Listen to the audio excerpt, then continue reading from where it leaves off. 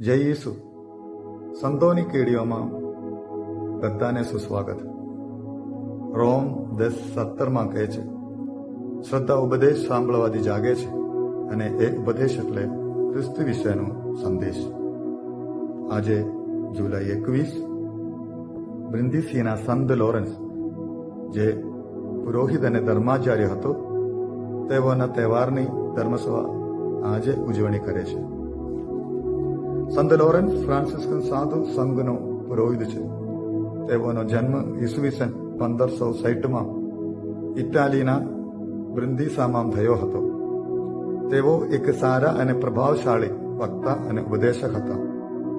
હાથમાં ક્રોસ લઈ સમગ્ર યુરોપમાં ઉપદેશ આપતા ફરી વળ્યા.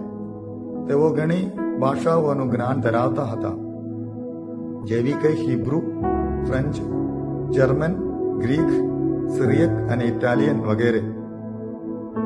ખાસતौर પર હિબ્રુ ભાષા ઉપર તેમના પ્રભુત્વને લઈને વડા ધર્મગુરુ ક્લેમેન્ટ આઠમાએ તેમને યહૂદીઓ મધ્યે કાર્ય કરવા આદેશ આપ્યો.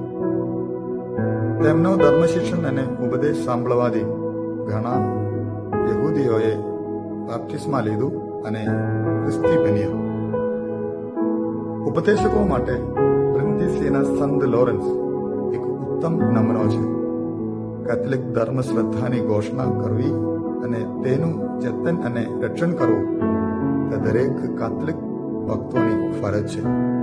તે અમને સમજાવનાર અને ઉપદેશકોના નમૂના એવા સંત લોરેન્સની મધ્યસ્થ યાચતા આપણે પ્રાર્થના કરીએ કે ઈશ્વર, તમારા પુરોહિત લોરેન્સને તમે લોકોને માર્ગદર્શન આપવાની તથા એમના ઉદ્ધાર માટે પૂરા ખંડથી મંડ્યા રહેવાની વિશેષ શક્તિ આપી. અમારા કર્તવ્યનું અમને સ્પષ્ટ ભાન કરાવો અને તેને પાર પાડવાની હિંમત તથા શક્તિ આપો. સંત લોરેન્સની મધ્યસ્થ દ્વારા ચાલો આપણે પણ એક વ્યક્તિગત હેતુ માટે ખાસ પ્રાર્થના અત્યારે કરીએ. પ્રણામ મરિયા, કૃપાથી પૂર્ણ, પ્રભુ તારી સાથે છે. ભાગ્યવંત તું સ્ત્રીઓમાં અને ભાગ્યવંત તારા ઉદરનું ફળીશ. એ પવિત્ર મરિયા, પરમેશ્વરની માં, અમો પાપીઓને વાસ્તે વિનંતી કર, હમણાં અને અમારા મોતની વખતે. આમીન.